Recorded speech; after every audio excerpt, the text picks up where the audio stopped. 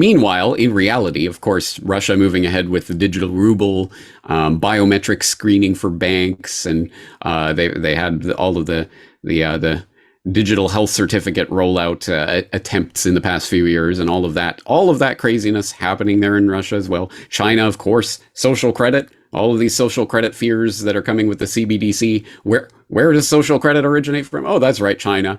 Who's spearheading the CBDC paradigm? China, digital yuan. So the idea that this is some sort of bulwark against all of the craziness that's happening in the West is an idea that I get why people want to believe that, but it is hopium. How did that happen? Was it just that Chinese pluck and spirit and entrepreneurial gusto that just for some reason a couple of decades ago just picked, I wonder if there's a history to that. Oh, there is. Going back to the 1970s and the opening up of China, to the banking linkages that were taking place in the 1980s, to the offshoring and opening up of R&D of basically every Fortune 500 company on the planet suddenly finding their way to China with all of these agreements that, oh yeah, of course, all of our intellectual property and whatever, we'll give that to you as well. And now China suddenly is this economic juggernaut who has a military where they have all of these different drones and fighter jets and aircraft carriers and all these things that are suspiciously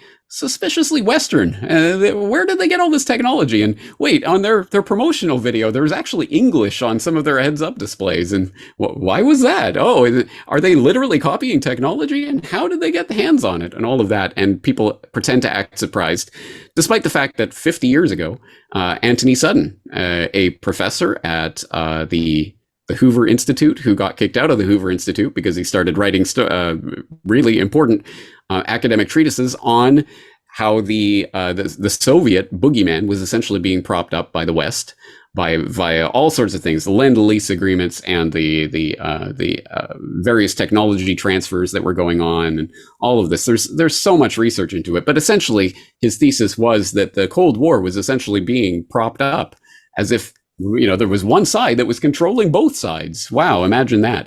Well, I think that's exactly what is happening with the rise of China and its burgeoning wealth and its ability to project that wealth around the world, and the growth of the Belt and Road Initiative and how that's changing relations with Europe, obviously, and with other nations besides. There's a reason for this. It hasn't just sprung up just out of nowhere. There is a distinct history you can look at how this has been built up and why.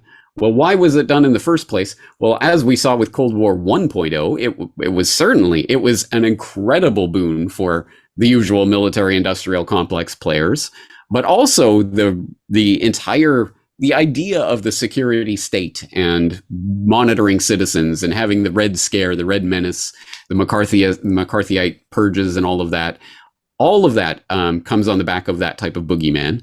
And here we are in the 2020s with the need for a new boogeyman, essentially to keep the public constantly terrified, so that the usual players can continue doing their things and expanding the security state in the name of keeping us safe from those Ruskies. I mean, those Chicums. I mean, whatever. North Korea, maybe next week. Whatever convenient boogeyman they can prop up. So I think we have to see this in terms of a bigger game that's being played.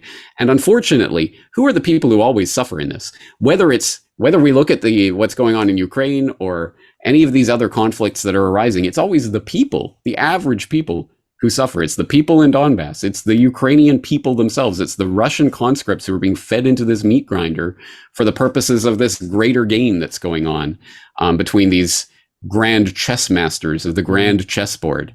But no, it's people who are paying with their blood and their lives for this game that's taking place, for geopolitical conquest and dominance that's, by the way, being engineered from the top anyway. So until we wake up to that reality and stop feeding ourselves and our children into the meat grinder and, hey, yay, let's go fight those Ukrainians, the Russians, I don't know, what week is it? Who are we against? Whatever, let's go kill them. I want their blood. Until we stop falling for those stupid emotional tricks that are played on the public time and time again throughout history, then we'll never escape this system, unfortunately.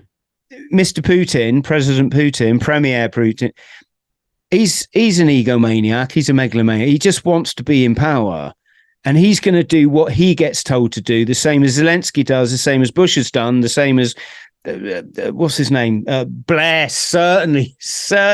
You know, they haven't got that much leeway, because if they did, they wouldn't last very long, folks. Look at JFK. You know, they don't last very long. Yeah, and on Ukraine and everything you were just saying. Yeah, I think that unfortunately a lot of, again, the erstwhile alternative media gets stuck on stupid with these conversations, where they tend to, there often are so many people who really believe that there is some sort of fundamental difference that is happening in, oh, you know, don't worry, Russia is going to save the day. They're fighting back against the evil NATO empire. Or China, they're with their Belt and Road Initiative are going to transform the world, or something like this. I've said to everyone, oi, don't matter what side you take, if you think that bombing women and children is an honourable thing, then you are seriously an unwell person. 100 years ago, 110 years ago now, was it Wilfred Owen wrote the poem "Dulce es decorum est"? Yeah. I can't remember the rest of the Latin, but he said, once again, the same old lie. It's an honor to die for one's country. Yeah. Yep. 100 years ago, we were told, folks. Yeah. And we're still ignoring it. Insane. I'll tell you an interesting thing I learned the other day. We're talking about the communism, and there's a great book, folks, if you ever want to read it. It's called Wild Swans by Jun Chan, I think her name was.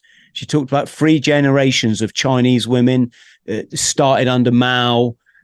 And like when Mao died, all the peasants like went to their knees, and they're all too scared to look at each other to go, yes, because, you know, it's 1984, folks. It's literally 1984. You thought police, everyone's, Remember the footage of Kim Jong-il when he died? That was coming out of North Korea? And everyone had to be like tearing their hair out, crying. Yes. Because if you weren't doing that, you were probably going to be reported. Yes. Yeah. Going back to the old Communist Manifesto, which was Karl Marx, wasn't it? Do you know who his great nephew is? I'll give you a clue. He leads something called the World Economic Forum. CIA agents in the media in the late 1960s, in the wake of the JFK assassination, to basically tell the media agents about how to handle conspiracy theories that were coming up at that time surrounding the Warren Commission. And how dare anyone suggest that the Warren Commission was not perfectly above board. Did you kill the president? No, I've not been charged with that. In fact, nobody has said that to me yet. Oh, you're a conspiracy theorist, i.e. you're crazy. It has been pathologized. It has been turned into some sort of mental diagnosis almost. If I was to actually say what I think's going on, this would be the last time you saw me. Maybe the real analogy isn't NPC, maybe it's Agent Smith.